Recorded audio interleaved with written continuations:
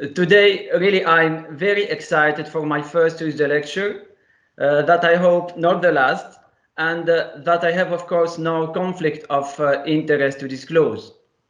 So my name is Oussama Skhiri. I'm physiotherapist from Monastir, one wonderful touristic city of Tunisia, famously known by its wonderful beaches in the Mediterranean Sea and its historic monuments. I started to work in sports since 2002, especially with the senior football teams, and I joined Aspetar in 2010 as an SMP physiotherapist with Al Khritiyat Sports Club. And I noticed during this year that some medical teams working in clubs and federations are focusing more in treatment than in prevention.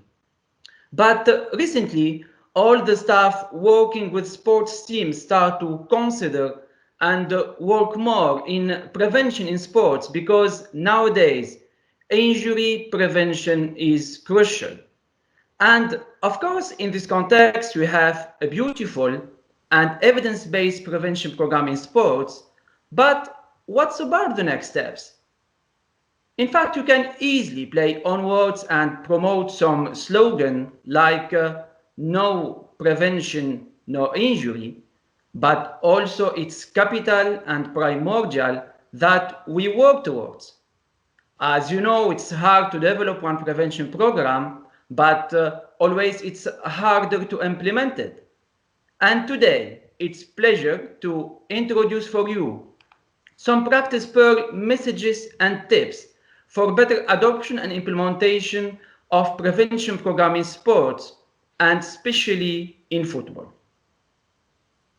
And I will say that the critical point with prevention in sports is that only research outcomes adopted by athletes, coaches, and other intermediaries are really effective and will really prevent injuries.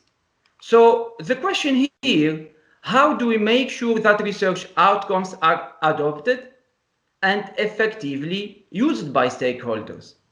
More simply, how we will translate evidence into daily practice.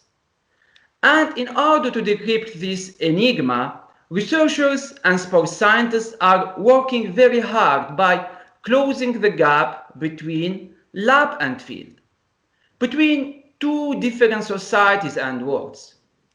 Scientists as developers programs population and athletes and coaches as a delivers programs population. But why closing this gap? Because at the end, this is in the field where artificial movement and research will become reality, will become natural. And the only way here is to start thinking differently. Because when we will think differently, we will act differently. Like, for example, this athlete who decided to finish the race differently by this way, or this famous goalkeeper who intercepted the ball differently. For example, but more seriously now, like the Rhythm Canada agency who drew attention to the people to read the labels of some t-shirts differently, not classically focusing only on the size, material, or producing country, but think that the label doesn't tell the whole story. In fact, the Within Canada agency added and reported to the labels of some t-shirts a very bad stories of women and children working very hard in unsafe conditions in order to sew t-shirt. And this is one very good example of thinking differently, especially when it's for a good cause. Now, going back to our context of prevention in sports, and from my side, I think that the implementation strategies of one injury prevention program in sport can be compared to the return to sport after one injury. These both processes are exercises in risk management made by clinicians, athletes, coaches, and other involved people, of course, ideally in collaborative way. And the complexity of the implementation strategies is the consequence of the complexity of one injury in sport. In fact, sports injuries are intricate, and we are speaking about injury in sport as a complex phenomenon. And even if this complexity of one injury in sport was very well explained by Natalia Bittencourt in 2016 through this very nice paper in the British Journal of Sports Medicine, unfortunately, injury prevention approaches are not translated into lasting real-world effects. In fact, if the problem that we aim to prevent is so complex, so normally it's evident and logic that we need update, intensify, and optimize our preventive strategies and explore new perspectives that acknowledge the complexity of the sports injury problem. So normally injury prevention in sports should focus on what works for whom, where, when, and why. Consequently, there is a need to know and understand more about the behavior aspects related to the injury occurrence. Also, guys, and please, even if it seems evident, always remember that one prevention program in sports will be effective only when users will apply it. And we know how many wonderful evidence-based prevention programs in sports are not adopted by athletes and coaches, even in elite level. So just you can imagine what's about the situation in one less professional level. And in order to optimize this application of one prevention program in sports, Caroline Finch introduced the TRIP model as an expansion from the original sequence of prevention of Van Mechelen. And in explaining the rationale behind this TRIP model, Finch used one scene from the movie Lost in Translation. In this scene, one Japanese filmmaker explains vividly and in full details how he wants one actor to play a certain scene from the movie. So let me see together this specific scene from the Lost in Translation. そしてテーブルの上にはサントリーウイスキーがあります。わかりますね。感情を込めてゆっくりとカメラを見て優しく、そしてあなたの古い友達に会うように言ってください。カサブランカのボギーのように君の瞳に乾杯。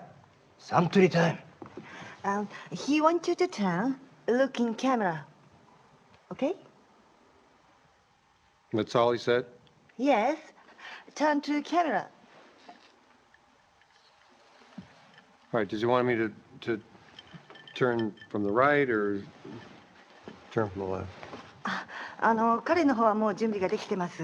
それでスタートがかかった時にカメラの方に振り向く時に左から振り向けばいいのか右から振り向けばいいのかその辺のところはいかがなさいましょうかっていうことなんですけれども。どっちだっていいんだよ。もう関係ないんだからそんなもの。時間がないんだよ、ボブさん。ね？だからもう早くあなたもうテンション上げてカメラを見てカメラ目線でゆっくりとねパッションがカメラ目にはパッションだよ。分かった？ And with intensity. Okay? Is that everything? I mean, it seemed like he said quite a bit more than that. The problem here is that the actor is English and doesn't understand one word from Japanese. There is a translator, but during the translation from Japanese to English, the detailed instructions are reduced to one message with no target, no context, and no expected outcome. As a result, the actor doesn't know how to play the scene. Unfortunately, this is exactly what happens in general in our sports environment. Researchers and sports scientists are the filmmaker, we are the translator, and athletes and coaches are the actor. Finch then argues that proper translation is a key factor for successful implementation. So I think it's fair and capital to ask ourselves if really we are ready to implement prevention programs in sports. And if we think that, but we discover later a poor implementation outcomes, here it's the time to start thinking differently. And it's the time to start criticize ourselves and think that maybe the programs are not adopted, reason of our mistakes. Maybe we are translating evidence unwell, either by the way we communicate, by the way we deliver our prevention programs, or maybe by both. So let me focus on these two processes, communication and prevention program in sports, and how we can optimize it for better adoption and implementation in our clubs and federations. First of all, we must be aware and understand the very importance of one high quality of teamwork and communication between the medical staff working together in sports teams. And here, one big highlight for respectful relationships. It's capital and primordial that we decode our messages between us, medical staff working together, in order to deliver our projects for others. And in this context, two approaches will define our communication. The first approach is the information engineering approach. This is a linear context. Receivers must decode send messages. The second approach is the social construction approach. This is one dynamic context. Communication is the primary social process through which a meaningful common word is constructed. So, guys, please don't hesitate to improve your skills in teamwork and communication because their failures can really be detrimental. First, we need to acquire these skills between us, medical staff working together, and secondly, with the rest of our sports community. And the most significant and influencing personage from this sports community will be the head coach. So please don't try to communicate with prevention with your coaches after this type of situation. We need to choose adequate time when the atmosphere is calm and down. Ideally, of course, during the preseason camps. We must think differently about our way of communication with our coaches depending on their different leadership styles. In general, when we communicate with coaches concerning prevention, we are speaking about injury statistics, data, mechanism of injuries, risk factors. Believe me, the majority of them will don't care because they don't like this type of communication.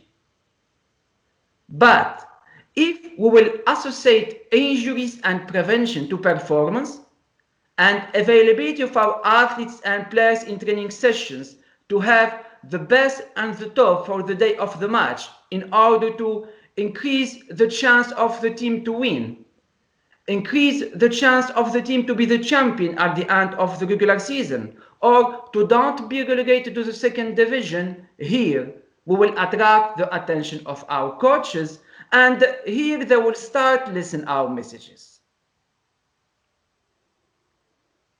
Also, guys, please sometimes try to nominate differently prevention program in sports.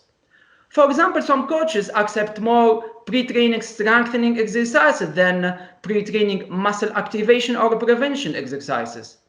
Why, I don't know exactly, but maybe because football is one contact sport and strength is correlated with power, maybe, but this is one reality from our field that we need to consider and also respect.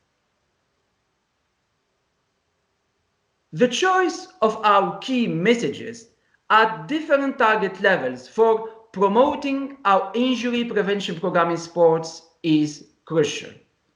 So please link prevention to performance for our coaches. Link prevention to one long term of health and career and the possibility to be in one big team for our athletes and players.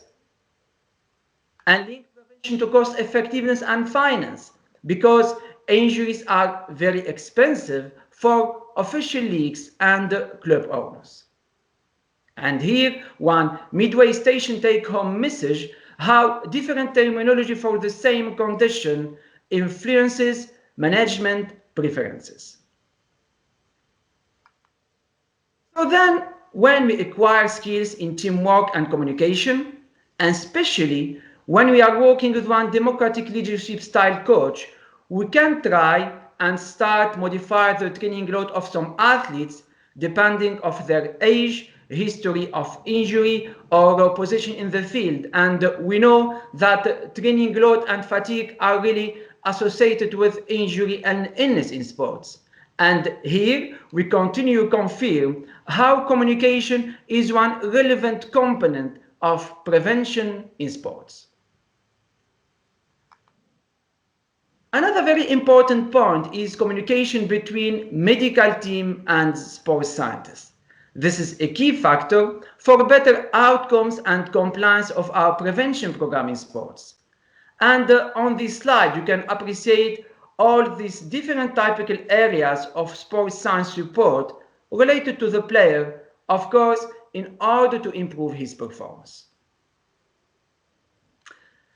But now, guys, even if we optimized our skills in teamwork and communication, and even if we start cooperate with our sports scientists, we don't expect that it will be magic in our clubs and federations, and that the problem of adoption and implementation will be resolved very easily, because if we will think that, our expectations can be completely different with the reality.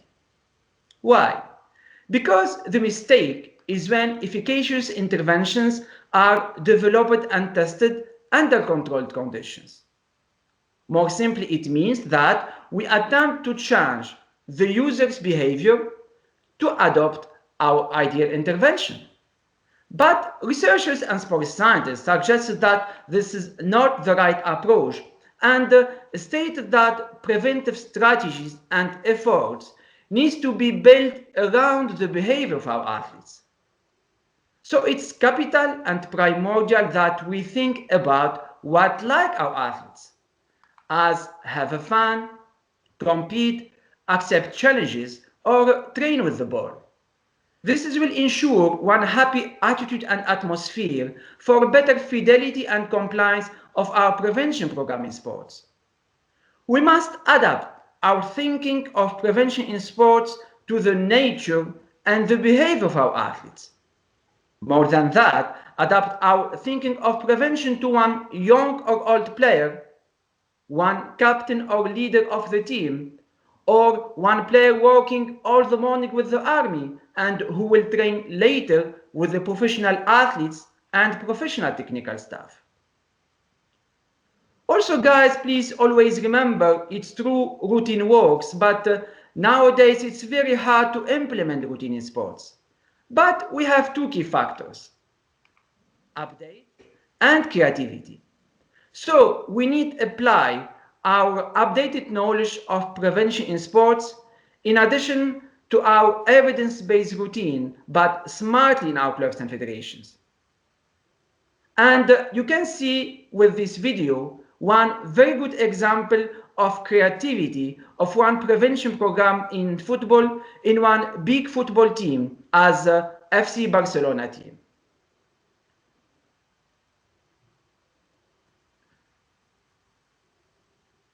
And in this context, really, I very like this invited commentary of Professor Evert Verhagen. If athletes will not adopt preventive measures, effective measures must adopt athletes. And this concept and philosophy is also available for our coaches. Attracting and integrating coaches in our prevention program in sports is essential. We need to engage them in order to translate our evidence-based prevention program in sports in our daily practice.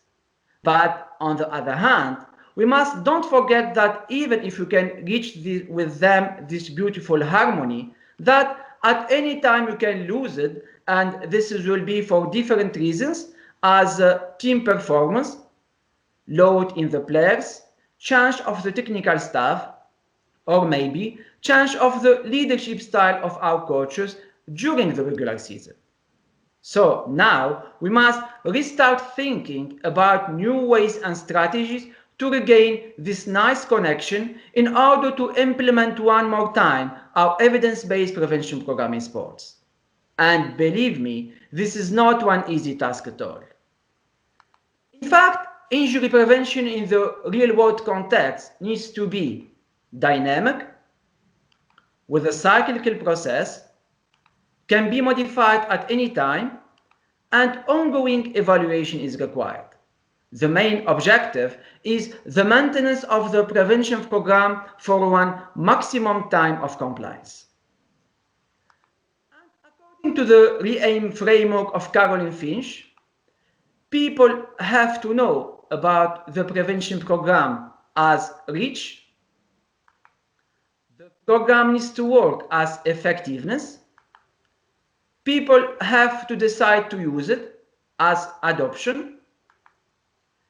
People have to use it correctly as implementation. People need to continue using it as a maintenance. And this is one very good example of how sports scientists and researchers can facilitate the task for us as clinicians in the field, and how they can simplify one very complex context as a prevention in sports in order that we can work on it in our clubs and federations. Another very important tip is to start the foundation of the preventive strategies from young category in order to have one solid tower later in adulthood. Therefore, injury prevention program in sports will be considered as a basic daily activity when we will move to one more complicated and professional level of practice in sports.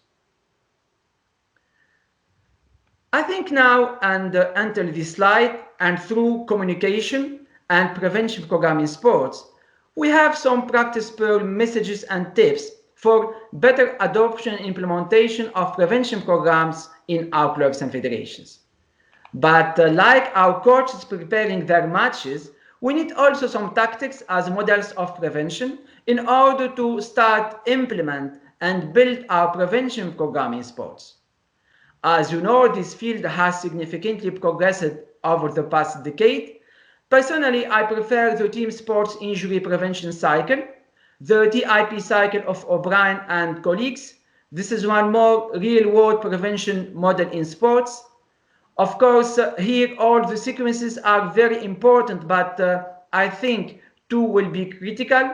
And these two are the barriers and facilitators to delivering injury prevention.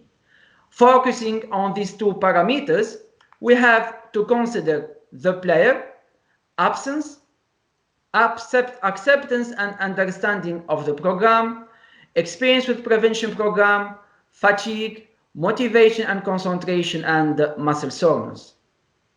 We have to consider the team staff, acceptance of the program, communication and teamwork, competing training priorities, planning, supervision, and what about the staff numbers and the continuity of the staff that will work with you on this prevention program. We must consider the club, always acceptance or not of the program, club culture and success, injury data, friendly games, tournaments, facilities, social events, marketing, and media. We must consider also the governing bodies and the external environment as well. We need to consider all these parameters and maybe more, because we like increase our chance for better outcomes, implementation, and compliance of our prevention programs in our clubs and federations. Consequently, we'll increase our chance to avoid some very bad situations, as waste of time, money, and also avoid our disappointment. Please remember that also we are humans, and like our athletes, our mental health counts and matters. Normally this lecture was planned to end now, but we, myself and our NSMP Doctors Scientific Committee, agreed that we cannot close this lecture without some concrete examples from our field, our NSMP field. So welcome to the reality. This reality when we'll try every day to implement our prevention program in sports in our clubs and federations. And in this context, some NSMP colleagues accepted to share with you their experience in prevention in 2 different clubs. So one big and special thanks for Dr. Suhail Al-Shabi from Al-Shamal Sports Club and his team, Elondro as a physical fitness coach, Fred as physiotherapist, and Joao as massage therapist. Also one big and special thanks for our director of clinic, Dr. Raouf Raqiq, our head physiotherapist, Mr. Ramadan Daoud, and our massage therapist, Mr. Islam Alwan, of course from Al Khitiyat Sports Club. And really, I'm lucky and proud to be a part of this wonderful, inspiring team. And really, I learned a lot from these 3 gentlemen. Anyways, the first example is the hamstring injury prevention with Dr. Suhail Al-Shabi. We implemented the Nordic hamstring exercise as a preventive program in our football team during 5 consecutive seasons, and we had good results with reduction of hamstring injury rate. Although this reduction is not statistically significant, but it was remarkable within the players with better compliance. For better details or for more details, I advise you to read my article that is published recently in Strength and Conditioning Journal. According to my experience, I have 3 key points. The first one, the main risk factor for me is the coach. I worked during these 5 years with 7 coaches. Only one was cooperative, even there are who were even reticent. The second point, I want to highlight the importance of the role of fitness coach, and I want to profit this opportunity to thank our fitness coach that we worked together for 5 years, Mr. Leandro. I think we did together a good job. The third point, I want to highlight the importance of the support of the coach, even by his attendance, because according to our experience, the second reason of no attendance during this preventive program is the refusal of the players. So you can see here the importance of the role of the coach in the support of the just preventive program. At the end, I want to thank the Professor Bar for his scientific support, and also to thank my medical team and Aspire for the data. The second example is the groin injury prevention experience with our colleague Ramadan Daoud. Our groin injury prevention program was started since 2014. One active program including the Holmes groin injury prevention protocol, hip adduction with elastic band, and the Copenhagen adduction exercise, which set and repetition were checked with Andreas. All the players with history of the groin injury comes before the training sessions at least 2 times per week for program practice. We did videos and photos for posters with 1 leaders of the team for promotions of the program. Knowing that we had support and cooperation of our team managers. This program was implemented continuously with good compliance and optimizations for the last 2 seasons. As a result, the groin injury pattern decreased from 514 to 142 days. And groin injury becomes not one of the most common injury in our first team, representing only 5 and 3% of all injury for the last 2 seasons. Some key points to consider. Exercise work, but only when we applied it correctly and continuously. The history of injury is really one significant risk factor in groin injury.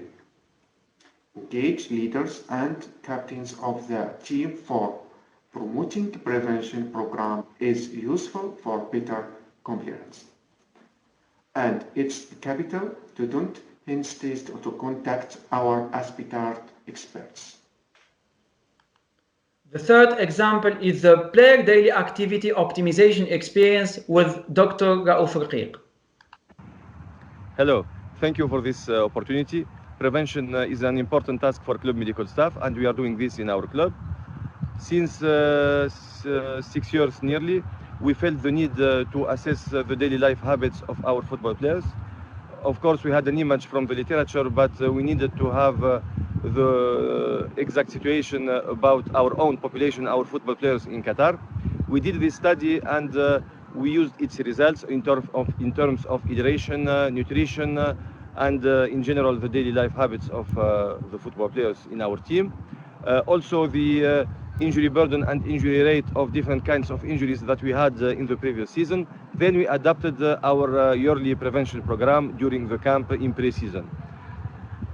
Based on this, we worked on preventing knee injuries and tendinopathies at that time, as well as the issues that we noted through our study on daily life habits, and the results were positive.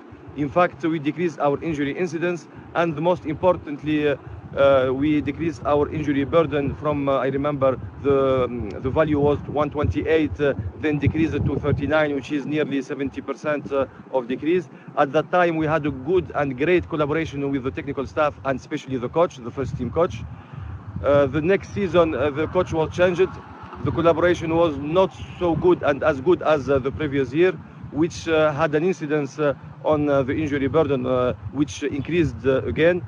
This comes in concordance with and fits with the results of the two studies you see now in this slide, and show again that prevention is very important, but it will work perfectly if you had a good collaboration with the technical staff and good compliance with your football players. Thank you.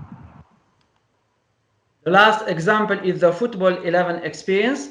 This is one smart poster including 11 multidisciplinary rules of prevention in football. After education and communication about the Football 11, the posters have been sticked in the players' dressing room, in the coaches' meeting room, and in our club clinic. The audience needs only to scan any QR code from any t-shirt in order to have one evidence-based details of the t-shirt scanned of prevention in football. For the season 2018-2019, the QR device system of the Football 11 scanned 263 requests for 73 visitors. As a result, more than 80% of availability in training and matches